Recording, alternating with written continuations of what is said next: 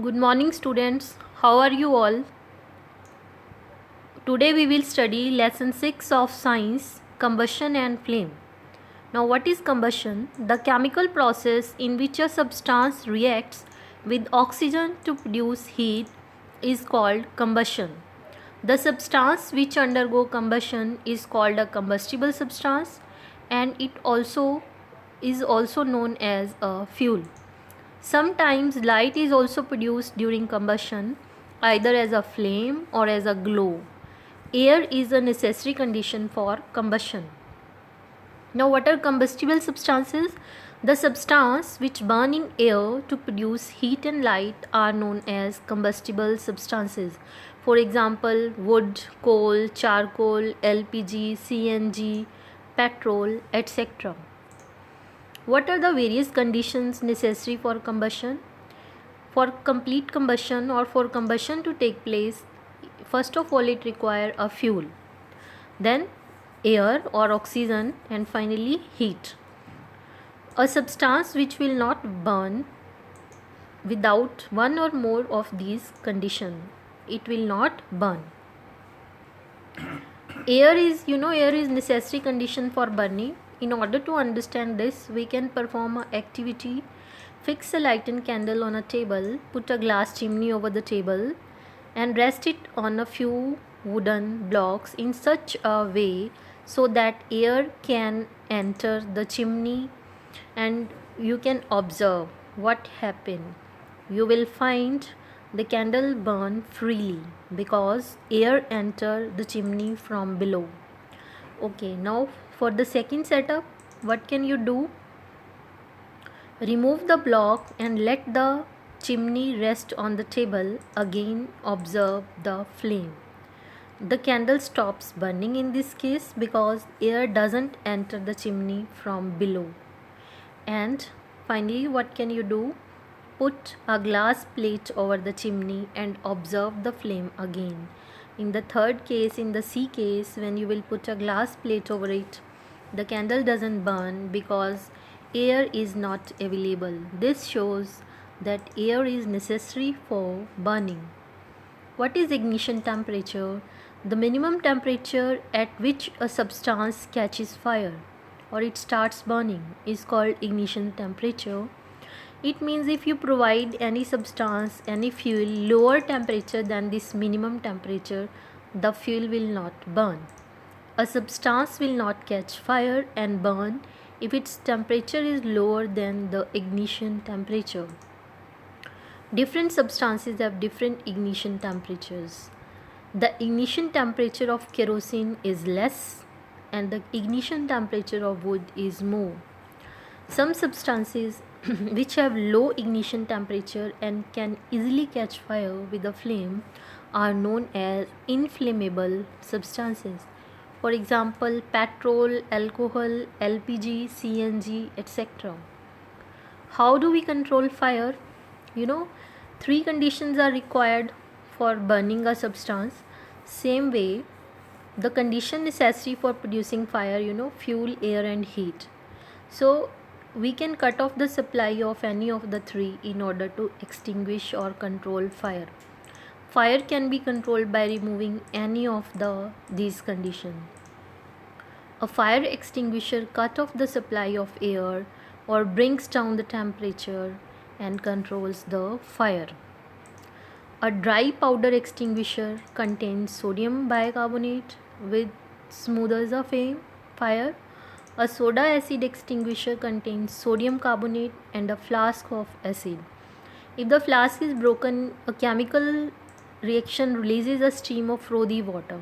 It is important to use right kind of extinguisher while tackling the fire. What are the various methods to control fire? We can either use water or we can use carbon dioxide. But it is compulsory to know where to use water and where not to use water. Water is most common fire extinguisher. It can be used only when material like wood, paper, etc. are on fire. Water cannot be used in electrical equipments when water conducts electricity and can harm those are trying to put off the fire. Water cannot be used in oil and petrol fires also, because oil and petrol may float on water and continue to burn. So where we can use carbon dioxide to extinguish fire? It is best fire extinguisher to put out fire caused by inflammable materials like oil and petrol, and also electrical equipments. Carbon dioxide is heavier than air, and it covers the fire and cut off the supply of oxygen and puts out the flame. Carbon dioxide is stored at high pressure as liquid in cylinders. Chemicals like sodium bicarbonate, potassium bicarbonate produces carbon dioxide near the fire. So this way we can select accordingly which method to go for. Now what is a flame? Flame is the zone of combustion of a combustible substance. Substances which vaporizes during burning produces flame, that is kerosene, wax, etc. Substances which do not vaporize during burning will not produce flame. For example, coal, charcoal. So here you can see a candle flame. A candle flame consists of three parts. Outermost zone, which is blue in color. It is also known as non-luminous zone, and in this part complete combustion takes place. The middle zone, it is also known as luminous zone and is yellow in color. Inner zone is black in color and unburnt wax vapors are found over there. The outermost zone is the hottest part, inner zone is the least hot, and the middle zone is moderately hot. So let us study the three parts one by one of the candle flame. In the outer zone, complete combustion of fuel takes place and color of the flame is blue and is the hottest part of the flame. It is non-luminous part of the flame. The middle part or the middle zone, partial combustion takes place and the color is yellow and it is moderately hot, and it is the luminous part of the flame. And the innermost zone consists of unburnt vapor and its color is black and it is the least hot part of the flame. Now what are the various types of fuels? Fuels may be divided into three main types: solid fuel, liquid fuel and gaseous. Examples of solid fuel are wood, coal, charcoal, etc.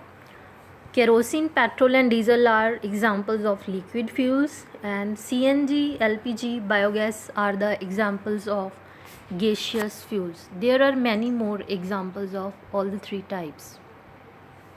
What is calorific value now? Every substance in order to undergo combustion or burning needs some temperature. That minimum temperature I told is ignition temperature.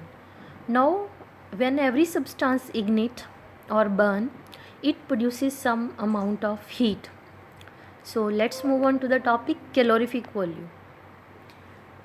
It is the amount of heat energy produced on complete combustion of 1 kg of fuel. When you burn a fuel, how much? 1 kg, and whatever amount of heat will be produced, that will be known as its calorific value. We can express the units in kilojoules per kg. Calorific value of some fuels in kilojoule per kg are given below. Cow dung cake 6000 to 8000 kilojoule per mole, wood 17,000 to 22,000, and as we move forward, coal, petrol, kerosene, diesel, methane, CNG, LPG, biogas and hydrogen. You can see in the chart that the calorific value is increasing. You can see hydrogen has the highest calorific value among all the fuels. It means it produces a lot amount of heat when 1 kg of it is burnt. What are the characteristics of a good fuel? It should be readily available. It should be cheap. It should be easy to store and also transport easily. It should burn at a moderate rate. It should produce a large amount of heat. It should not leave any undesirable substance, and it should not cause much pollution. So all these are the characteristics of a good fuel. What are the harmful effects of burning of fuels on our environment? Fuel like wood, coal, petrol, they release some unburnt particles in the air which cause us troubles. These unburnt carbon particles may cause respiratory diseases like asthma. Incomplete combustion of fuels releases carbon monoxide. When inhaled, it may react with the hemoglobin to form carboxyhemoglobin and is very poisonous gas which can cause even death. Burning of most fuels release carbon dioxide gas which causes rise in temperature. Finally, global warming. Global warming may lead to melting of polar ice and which may lead to floods. Burning of coal and petrol release oxides of sulfur and nitrogen dioxide, sulfur dioxide, etc., which when dissolved in rainwater may form acid rain. Acid rain is very harmful for human beings, animals, plants, buildings, etc. Thank you.